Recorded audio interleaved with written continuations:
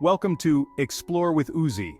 Now, if you're tuning in expecting a lighthearted jaunt through the world's most fascinating butterfly migrations, you've clearly stumbled onto the wrong channel. And frankly, your ability to even this channel with that level of incompetence is mildly concerning. No, today we're diving into a topic that's about as far from fluttering butterflies as you can get. The top 10 countries where Christians face significant persecution or hostility. We're talking government crackdowns, social ostracization, and the kind of threats that make you want to invest in a good, sturdy prayer closet. So buckle up, folks, because this isn't a trip to the zoo. This is the real deal. And it's time we shine a light on these dark corners of the world. Don't forget to subscribe for more insightful content. North Korea needs no introduction when it comes to human rights violations. The government dictates everything, even your haircut and toothpaste. Religious freedom is as welcome as a vegan at a BBQ festival. Christianity is seen as a threat to the Kim dynasty. Imagine a regime where Jesus is public enemy number one. Possessing a Bible can land you in a labor camp. Christians practice in secret, risking imprisonment or death. Celebrating Christmas is like a CIA operation. Social ostracization is rampant, with discrimination in employment and education. It's a bleak picture, reminding us that freedom of religion is precious.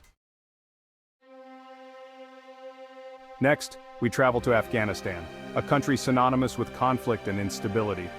After the Taliban's swift takeover last year, the situation for religious minorities, particularly Christians, has become beyond dire. It's like trying to juggle chainsaws while riding a unicycle on a tightrope, incredibly risky, and with a high probability of a messy outcome. See, the Taliban enforces a strict interpretation of Islamic law, and conversion from Islam is considered a capital offense. That's right, folks, changing your religion could get you the death penalty. Talk about a tough crowd. Christians in Afghanistan are forced to live in the shadows, hiding their faith from the prying eyes of the Taliban and their informants. Imagine having to scrub every trace of your belief system from your home, fearing that a stray cross or a misplaced Bible verse could have deadly consequences. The fear is palpable, and the stories that emerge from this war-torn nation are enough to make your blood run cold. But amidst the darkness, there are glimmers of hope, stories of resilience, of unwavering faith, and of underground networks risking everything to support their fellow believers. From the mountains of Afghanistan, we journey to the Horn of Africa, to a nation grappling with its own demons, Somalia. This is a country where the very concept of religious freedom seems like a distant dream, lost in the endless cycle of violence and instability. Al-Shabaab, the militant Islamic group, holds sway in many parts of Somalia, and their brutal interpretation of Sharia law leaves no room for any faith other than their own. Imagine living under a regime that considers music haram sinful, and you'll get a glimpse into the kind of suffocating environment we're talking about. Christians in Somalia face a terrifying reality: constant threats, abductions, forced conversions, and even killings. It's a daily struggle for survival, where simply professing your faith can have deadly consequences. Imagine having to choose between your faith and your life, a choice no one should ever have to make. Yet, even in the face of such adversity, the spirit of faith endures. Stories of secret baptisms, clandestine prayer meetings, and unwavering courage remind us that even in the darkest of places, hope can still flicker. Our next stop takes us to Sudan, a nation still reeling from years of civil war and ethnic strife. While South Sudan gained independence in 2011, taking much of the Christian population with it, the situation for those remaining in the north remains precarious, like trying to balance a house of cards on a rickety table during an earthquake. The Sudanese government, dominated by Islamic law, continues to impose severe restrictions on Christians. Churches are demolished, pastors are harassed, and converts from Islam face social ostracism and legal persecution. Imagine having your place of worship bulldozed, your spiritual leader silenced, and your own family turning their backs on you because of your beliefs. The scars of conflict run deep in Sudan, and religious tensions continue to simmer beneath the surface. But amidst the rubble and the pain, there are stories of extraordinary courage and resilience. Now let's turn our attention to Pakistan, a nation grappling with its own brand of religious intolerance. Here, it's not just government persecution that Christians face, but also deeply ingrained societal discrimination. fueled by a toxic brew of religious extremism and the infamous blasphemy laws. Imagine living under a law where a mere accusation of insulting Islam, even if baseless, can land you in jail, or worse, make you the target of vigilante violence. It's a climate of fear that hangs over religious minorities like a suffocating shroud. Christians in Pakistan often find themselves treated as second-class citizens, facing discrimination in employment, education, and access to basic services. They live with the constant threat of violence, often fueled by false accusations of blasphemy. But even in this environment, where fear and suspicion run rampant, there are stories of courage and resilience.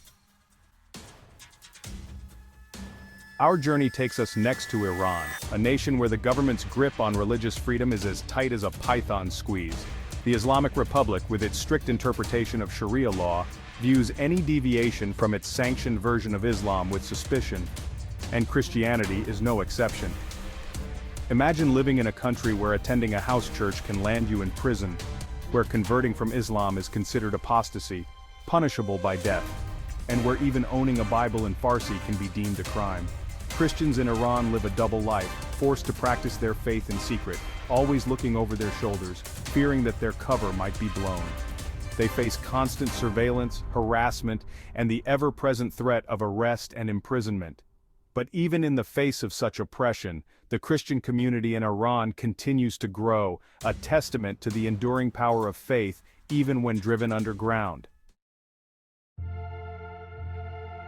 Our next stop takes us to Yemen, a nation ravaged by civil war and teetering on the brink of famine.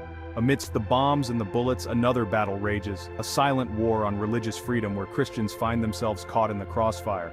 Imagine living in a country where simply being a Christian can make you a target, where converting from Islam is considered a betrayal punishable by death, and where even humanitarian aid is often contingent on religious identity.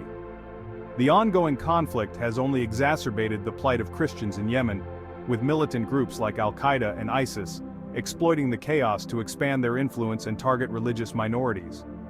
Churches have been destroyed, pastors abducted, and countless Christians forced into hiding, their lives hanging by a thread. We journey now to Syria, a nation scarred by a decade of brutal civil war, where the very fabric of society lies in tatters, and where Christians, once a vibrant part of the cultural tapestry, find themselves fighting for survival. Imagine a country where your place of worship can be reduced to rubble in the blink of an eye, where ancient Christian communities are being uprooted, and where the echoes of gunfire are a constant reminder of the fragility of life. The Syrian conflict has had a devastating impact on Christians, with many forced to flee their homes, seeking refuge in neighboring countries or braving the perilous journey to Europe. Those who remain face constant threats from extremist groups who view them as infidels and legitimate targets. Our journey takes us next to Iraq, a nation still haunted by the specter of sectarian violence, where the echoes of war continue to reverberate, and where Christians, once a significant minority, are facing a slow and silent exodus. Imagine a country where your very presence is seen as a provocation, where ancient churches are desecrated, and where the threat of kidnapping or worse hangs over your head like a Damocles sword. The rise of extremist groups like ISIS in recent years has had a catastrophic impact on Iraq's Christian community, with thousands killed, abducted, or forced to flee their homes. The ancient Christian presence in this land, dating back to the very dawn of Christianity, is now teetering on the brink of extinction. Our final stop takes us to Nigeria, a nation grappling with its own demons of religious extremism, where the line between faith and violence has become blurred, and where Christians are bearing the brunt of a brutal insurgency. Imagine a country where going to church on Sunday could be the last thing you ever do, where villages are ransacked, homes torched, and innocent people slaughtered, all in the name of a twisted ideology.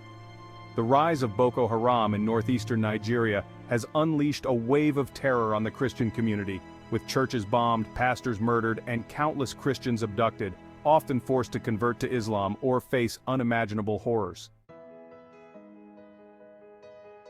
Well folks, there you have it, a whirlwind tour of some of the most dangerous places on earth to be a Christian. We've seen the iron fist of oppression, the suffocating grip of extremism, and the heartbreaking consequences of religious intolerance. But this isn't just about statistics or headlines. These are real people with real lives, real families, real hopes and real dreams, all threatened by the simple act of practicing their faith. Their stories deserve to be heard, their plight acknowledged, and their suffering addressed. Thank you for watching. It's crucial to raise awareness about these issues. If you found this video informative, please like, share, and subscribe to Explore with Uzi for more content on global issues. Stay informed and stay safe.